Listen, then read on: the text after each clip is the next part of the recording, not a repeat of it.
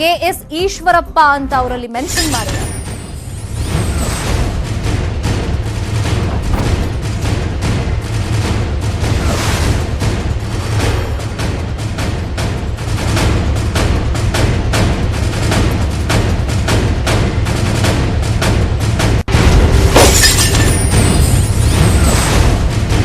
ಸಾವಿಗೆ ನೇರ ಕಾರಣ ಸಚಿವ KS ಈಶ್ವರಪ್ಪ ಅಂತ ಸಂತೋಷ್ ಡೆತ್ ನೋಟ್ ಅಲ್ಲಿ ಮೆನ್ಷನ್ ಮಾಡಿದ್ದಾರೆ ಅಂತ ವಿಷಯ ಗೊತ್ತಾಗ್ತಾ ಇದೆ. ಈಗ ಇವರಿಗೆ ಅಂದ್ರೆ ಅವ್ರ ಸಾವಿಗೆ ಯಾರು ಕಾರಣ ಅಂತ ಅವ್ರು ಹೇಳಿದ್ದಾರೆ, ಅವರಿಗೆ ತಕ್ಕ ಶಿಕ್ಷೆ ಆಗ್ಬೇಕು, ನನ್ನೆಲ್ಲ ಆಸೆಯನ್ನ ಬದಿಗೊತ್ತಿ ನಾನು ಈ ನಿರ್ಧಾರವನ್ನ ಕೈಗೊಳ್ತಿದ್ದೀನಿ ಅಂದ್ರೆ ಆತ್ಮಹತ್ಯೆಗೆ ಶರಣಾಗ್ತಿದ್ದೀನಿ ಅಂತ ಡೆತ್ ನೋಟ್ ಅಲ್ಲಿ ಅವ್ರು ಮೆನ್ಷನ್ ಮಾಡಿದ್ದಾರೆ ಅಂತ ವಿಷಯಗಳು ಗೊತ್ತಾಗ್ತಾ ಇದೆ. ಇನ್ನು ಸಂತೋಷ್ ಜೊತೆಗೆ ಇಬ್ರು ಸ್ನೇಹಿತರು ಕೂಡ ಇದ್ರು, ಅವರು ಪಕ್ಕದ ಕೊಠಡಿಯಲ್ಲೇ ಇದ್ರು. ಆದ್ರೆ ಸಂತೋಷ್ ಇಂಥ ನಿರ್ಧಾರವನ್ನ ಕೈಗೊಳ್ಳುವಾಗ ಸ್ನೇಹಿತರಿಗೆ ಗೊತ್ತಾಗ್ಲಿಲ್ವಾ? ಹಾಗಾದ್ರೆ ಸ್ಥಳಕ್ಕೆ ಉಡುಪಿ ನಗರ ಠಾಣೆ ಪೊಲೀಸರು ಭೇಟಿ ಕೊಟ್ಟಿದ್ದಾರೆ, ಪರಿಶೀಲನೆಯನ್ನ ಮಾಡ್ತಾ ಇದ್ದಾರೆ. ಸ್ಥಳಕ್ಕೆ ಡಿವೈಎಸ್ಪಿ ಸುಧಾಕರ್ ನಾಯ್ಕ್ ಅವರು ಕೂಡ ಭೇಟಿಯನ್ನ ಕೊಟ್ಟಿದ್ದಾರೆ.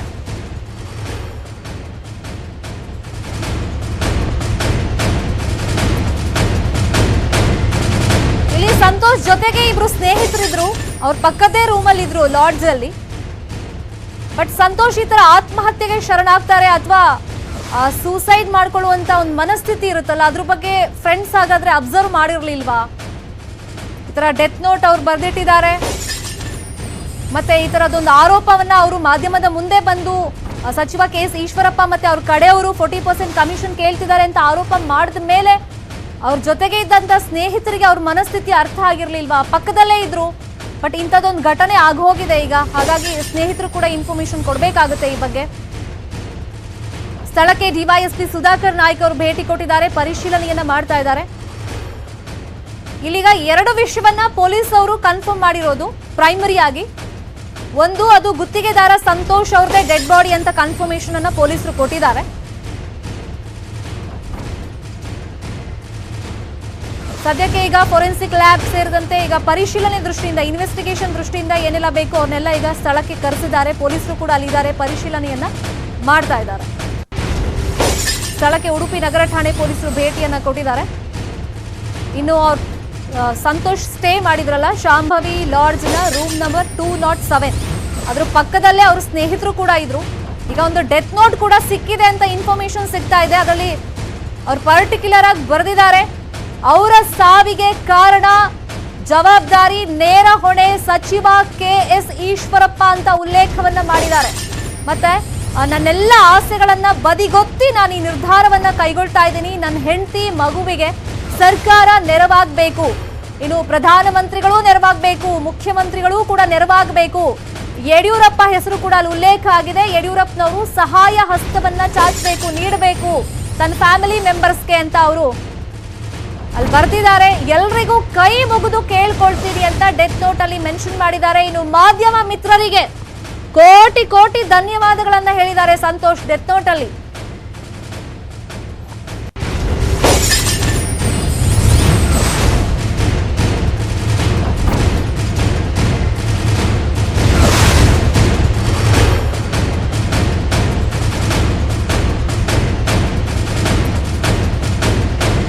ಡೆತ್ ನೋಟ್ ಬರ್ದು ಮತ್ತೆ ವಾಟ್ಸ್ಆಪ್ ನಲ್ಲೂ ಮೆಸೇಜ್ ಹಾಕಿ ನಾಪತ್ತೆ ಆಗ್ಬಿಟ್ಟಿದ್ರು. ಈಗ WhatsApp message plus death note ಏನ್ ಬರ್ದಿಟ್ಟಿದ್ದಾರೆ ಅಂತ ಹೇಳ್ತಾ ಇದ್ದಾರೆ. ಅದ್ರಲ್ಲಿ ಅವ್ರು ಮೆನ್ಷನ್ ಮಾಡಿರೋದು ನನ್ನ ಸಾವಿಗೆ ನೇರ ಕಾರಣ ಸಚಿವ KS ಈಶ್ವರಪ್ಪ, ಇವರಿಗೆ ತಕ್ಕ ಶಿಕ್ಷೆ ಆಗಬೇಕು ಅಂತ. ಅದ್ರ ಜೊತೆಯಲ್ಲಿ ಸರ್ಕಾರ ನನ್ನ ಹೆಂಡತಿ ಮಕ್ಕಳ ನೆರವಿಗೆ ಬರಬೇಕು, ಅವ್ರಿಗೆ ಸಹಾಯ ಮಾಡಬೇಕು, ಪ್ರಧಾನಮಂತ್ರಿಗಳು ಮುಖ್ಯಮಂತ್ರಿಗಳು ಸಹಾಯಕ್ಕೆ ಬರಬೇಕು, ಮತ್ತೆ ಯಡಿಯೂರಪ್ಪನವರು ಸಹಾಯ ಹಸ್ತವನ್ನ ಚಾಚಬೇಕು, ನನ್ನ ಫ್ಯಾಮಿಲಿ ಮೆಂಬರ್ಸ್ಗೆ ನೆರವಾಗಬೇಕು ಅಂತ ಡೆತ್ ನೋಟ್ ಅಲ್ಲಿ ಮೆನ್ಷನ್ ಮಾಡಿದ್ದಾರೆ. ನನ್ನೆಲ್ಲ ಆಸೆಗಳನ್ನ ನಾನು ಬದಿಗೊತ್ತಿ ನಿರ್ಧಾರವನ್ನ ಕೈಗೊಳ್ತಾ ಇದ್ದೀನಿ, ಹಾಗಾಗಿ ನನ್ನ ಹೆಂಡತಿ ಮತ್ತೆ ಮಗುವಿಗೆ ಸರ್ಕಾರ ನೆರವಿಗೆ ಬರಬೇಕು ಅಂತ ಡೆತ್ ನೋಟ್ ನಲ್ಲಿ ಮೆನ್ಷನ್ ಮಾಡಿದ್ದಾರೆ ಅಂತ ಇನ್ಫಾರ್ಮೇಶನ್ ಸಿಗ್ತಾ ಇದೆ. ಅದ್ರ ಬಗ್ಗೆ ಖಚಿತ ಮಾಹಿತಿಯನ್ನ ಪೊಲೀಸರು ಕೊಡಬೇಕಾಗುತ್ತೆ. ಬಟ್ ಈಗ ಸಿಕ್ಕಿರೋ ಮಾಹಿತಿ ಪ್ರಕಾರ ನನ್ನ ಸಾವಿಗೆ ಸಚಿವ KS ಈಶ್ವರಪ್ಪ ಅವರೇ ಕಾರಣ ಅಂತ ಅವ್ರು ಮೆನ್ಷನ್ ಮಾಡಿದಾರಂತೆ. ಇನ್ನು ಫ್ಯಾಮಿಲಿ ಮೆಂಬರ್ಸ್ ನೆರವಿಗೆ ಬರಬೇಕು ಅಂತ ಪ್ರಧಾನಮಂತ್ರಿಗಳು ಮುಖ್ಯಮಂತ್ರಿಗಳು ಯಡಿಯೂರಪ್ಪನವ್ರ ಹೆಸರು ಬರೆದಿದ್ದಾರೆ. ಸರ್ಕಾರ ಕೂಡ ತಮ್ಮ ಫ್ಯಾಮಿಲಿ ಮೆಂಬರ್ಸ್ಗೆ ಸಹಾಯ ಹಸ್ತ ಚಾಚಬೇಕು ಅಂತ ಅವ್ರು ಮೆನ್ಷನ್ ಮಾಡಿದ್ದಾರೆ. ಇನ್ನು ಈಶ್ವರಪ್ಪ ಅವ್ರ ಮೇಲೆ ನೇರ ಒಂದು ಆರೋಪವನ್ನ ರೀಸೆಂಟ್ ಆಗಿ ಅವ್ರು ಮಾಡಿದ್ರು. ಈಗ ನನ್ನ ಸಾವಿಗೆ ಈಶ್ವರಪ್ಪನವರೇ ಕಾರಣ ಅಂತ ಡೆತ್ ನೋಟ್ ನಲ್ಲೂ ಕೂಡ ಅವ್ರು ಉಲ್ಲೇಖ ಮಾಡಿದ್ದಾರೆ ಅಂತ ಹೇಳಲಾಗ್ತಾ ಇದೆ. ಇನ್ನು ಅವ್ರ ವಿರುದ್ಧ ಕ್ರಮ ಆಗಬೇಕು ಅಂತಾನೂ ಕೂಡ ಡೆತ್ ನೋಟ್ ನಲ್ಲಿ ಅವರು ಆಗ್ರಹವನ್ನ ಮಾಡಿದ್ದಾರೆ ಅಂತ ಇನ್ಫಾರ್ಮೇಶನ್ ಸಿಗ್ತಾ ಇದೆ.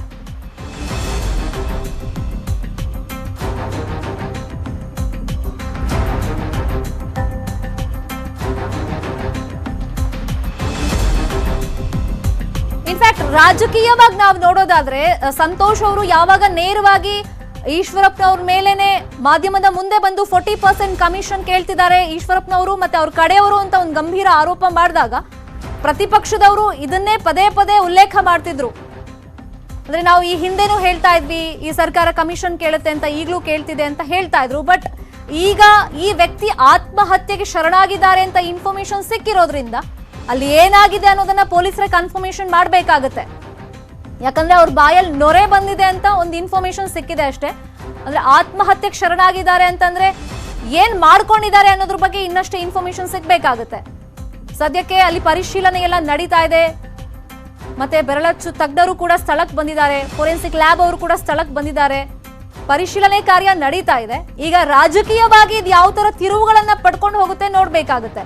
ಇನ್ನು ಡೆತ್ ನೋಟ್ ಅಲ್ಲಿ ಅವರು ಉಲ್ಲೇಖ ಮಾಡಿರೋದು ನನ್ನ ಸಾವಿಗೆ ನೇರ ಕಾರಣ ಸಚಿವ KS ಈಶ್ವರಪ್ಪ ಅಂತ. ಹಾಗಾಗಿ ಅವ್ರ ವಿರುದ್ಧ ಕ್ರಮ ಆಗಬೇಕು ಅನ್ನೋ ಆಗ್ರಹವನ್ನ ಡೆತ್ ನೋಟ್ ಅಲ್ಲಿ ಮಾಡಿದ್ದಾರೆ ಅಂತ ಇನ್ಫಾರ್ಮೇಶನ್ ಸಿಕ್ಕಿದೆ. ಅದರ ಜೊತೆಯಲ್ಲಿ ತನ್ನ ಹೆಂಡತಿ ಮತ್ತೆ ಮಗುವಿಗೆ ಸಹಾಯವನ್ನ ಸರ್ಕಾರನೇ ಮಾಡಬೇಕು. ಇನ್ನು ಪ್ರಧಾನಮಂತ್ರಿಗಳು ಮತ್ತೆ ಮುಖ್ಯಮಂತ್ರಿಗಳು ಕೂಡ ಸಹಾಯಕ್ಕೆ ಬರಬೇಕು. ಯಡಿಯೂರಪ್ಪನವರು ಸಹಾಯ ಹಸ್ತ ಚಾಚಬೇಕು ಅಂತ ಡೆತ್ ನೋಟ್ ಅಲ್ಲಿ ಬರೆದಿದ್ದಾರೆ ಅಂತ ಗೊತ್ತಾಗಿದೆ.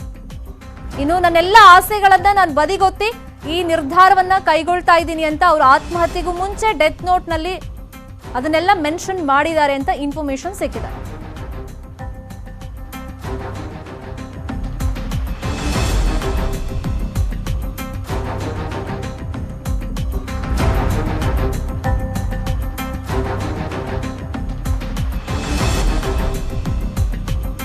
ಇನ್ನು ಅವ್ರ ಗೆಳೆಯರ ಬಗ್ಗೆ ಅವ್ರು ಮೆನ್ಷನ್ ಮಾಡಿದ್ದಾರೆ. ಯಾಕಂದ್ರೆ ಸಂತೋಷ್ ಜೊತೆಗೆ ಇಬ್ರು ಸ್ನೇಹಿತರಿದ್ರು, ಆ ಲಾಡ್ಜ್ ನಲ್ಲೇ ಪಕ್ಕದ ರೂಮಲ್ಲಿ ಅವ್ರು ಉಳ್ಕೊಂಡಿದ್ರು. ಇಷ್ಟೆಲ್ಲ ಘಟನೆ ಆಗಿದೆ. ಹಾಗಾಗಿ ನನ್ನ ಜೊತೆ ಬಂದಿರುವಂತ ಸ್ನೇಹಿತರಿಗೆ ವಿಷಯಗಳು ಏನೂ ಗೊತ್ತಿಲ್ಲ ಅಂತಾನೂ ಕೂಡ ಅವರು ಡೆತ್ ನೋಟ್ ನಲ್ಲಿ ಮೆನ್ಷನ್ ಮಾಡಿದ್ದಾರೆ.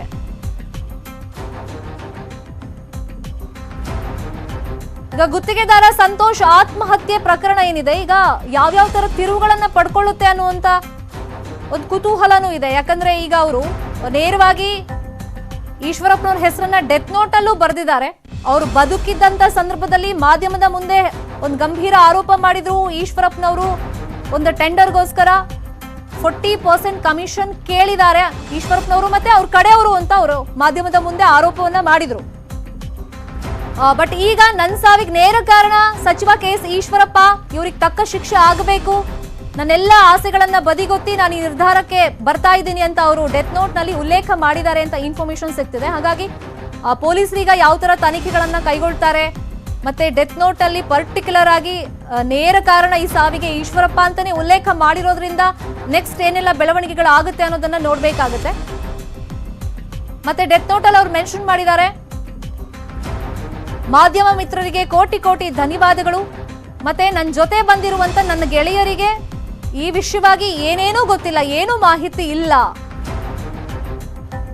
ಇನ್ನು ಫ್ಯಾಮಿಲಿ ಬಗ್ಗೆ ಆ ಕನ್ಸರ್ನ್ ಅನ್ನು ಕೂಡ ಅವ್ರು ತೋರಿಸಿದ್ದಾರೆ.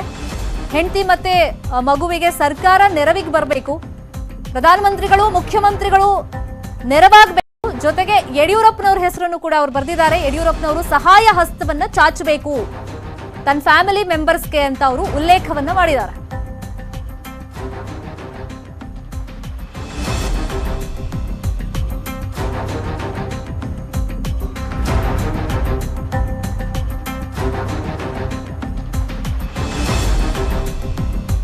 ಒಂದು ದೊಡ್ಡ ಮಟ್ಟದಲ್ಲೇ ಸುದ್ದಿ ಆಗಿತ್ತು. ಗುತ್ತಿಗೆದಾರ ಸಂತೋಷ್ ಅವರು ಸಚಿವ KS ಈಶ್ವರಪ್ಪ ಮತ್ತೆ ಅವ್ರ ಕಡೆಯವ್ರ ಮೇಲೆ 40% ಕಮಿಷನ್ ಕೇಳ್ತಿದ್ದಾರೆ ಅಂತ ಗಂಭೀರ ಆರೋಪ ಮಾಡಿದಂತ ಟೈಮ್ನಲ್ಲಿ ಪ್ರತಿಪಕ್ಷದವರು ಅಫ್ಕೋರ್ಸ್ ಇದೇ ಒಂದು ಅಸ್ತ್ರವನ್ನ ಹಿಡ್ಕೊಂಡಿದ್ರು. ಮತ್ತೆ ಪದೇ ಪದೇ ಮಾಧ್ಯಮದ ಮುಂದೆ ಮಾತಾಡುವಾಗ ಇದು ಕಮಿಷನ್ ತಗೊಳ್ಳೋ ಗೌರ್ಮೆಂಟ್, 40% ಕಮಿಷನ್ ನಾವು ಹೇಳ್ತಿದ್ವಿ ಬಾಯಿ ಮಾತಲ್ಲಿ, ಈಗ ಮುಂದೆ ಬಂದು ಕೆಲವೊಂದು ಗುತ್ತಿಗೆದಾರರೇ ಹೇಳ್ತಿದ್ದಾರೆ ಅಂತ ಈ ಒಂದು ಪ್ರಕರಣವನ್ನೇ ಎಕ್ಸಾಂಪಲ್ ಆಗಿ ಇಟ್ಕೊಂಡು ಪದೇ ಪದೇ ವಾಗ್ದಾಳಿಯನ್ನ ಮಾಡ್ತಾ ಇದ್ರು.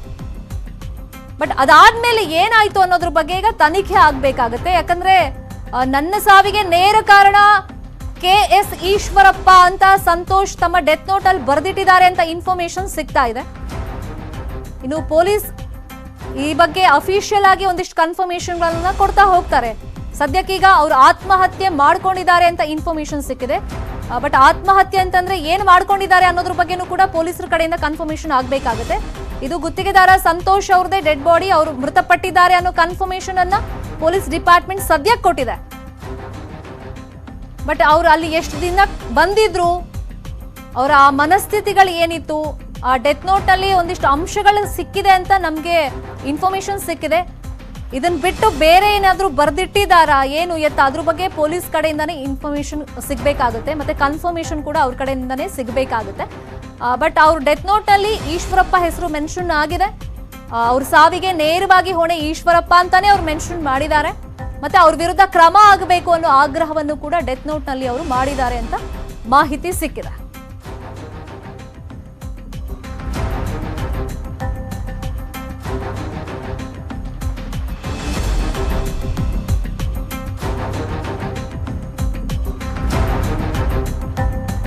ಇನ್ನು ಅವ್ರ ಸ್ನೇಹಿತರು ಕೂಡ ಉಡುಪಿಗೆ ಅವ್ರ ಜೊತೆನೆ ಬಹುಶಃ ಹೋಗಿದ್ರು ಅಂತ ಕಾಣಿಸುತ್ತೆ.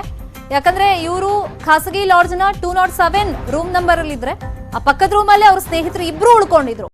ಆದ್ರೆ ಇಷ್ಟೆಲ್ಲ ಘಟನೆಗಳು ಆಗುವಾಗ ಅವ್ರಿಗೆ ಇನ್ಫಾರ್ಮೇಶನ್ ಸಿಕ್ಕಿಲ್ವಾ, ಅವ್ರ ಗಮನಕ್ಕೂ ಇದು ಬಂದಿಲ್ವಾ ಗೊತ್ತಿಲ್ಲ, ಅದನ್ನ ಸ್ನೇಹಿತರೇ ಹೇಳಬೇಕಾಗುತ್ತೆ. ಬಟ್ ಡೆತ್ ನೋಟ್ ಅಲ್ಲಿ ಅವ್ರು ಬರ್ದಿರೋ ಪ್ರಕಾರ ನನ್ನ ಜೊತೆ ಬಂದಿರುವಂತ ಸ್ನೇಹಿತರಿಗೆ ನನ್ನ ವಿಷಯದ ಬಗ್ಗೆ ಯಾವ ವಿಷಯದ ಬಗ್ಗೆನೂ ಮಾಹಿತಿ ಇಲ್ಲ. ಸ್ನೇಹಿತರ ಜೊತೆ ಈ ವಿಷಯಗಳನ್ನ ಅವ್ರು ಹಂಚಿಕೊಂಡಿದ್ರೋ ಇಲ್ವೋ ಗೊತ್ತಿಲ್ಲ. ಆದ್ರೆ ಸ್ನೇಹಿತರನ್ನ ಬಚಾವ್ ಮಾಡಕ್ಕೆ ಈ ತರ ಹೇಳಿದಾರೋ ಇಲ್ಲೋ ಗೊತ್ತಿಲ್ಲ. ಆದ್ರೆ ನನ್ನ ಜೊತೆ ಇದ್ದಂತ ಸ್ನೇಹಿತರಿಗೆ ಮಾಹಿತಿ ಇಲ್ಲ ಅಂತ ಮೆನ್ಷನ್ ಮಾಡಿದ್ದಾರೆ ಡೆತ್ ನೋಟ್ ಅಲ್ಲಿ.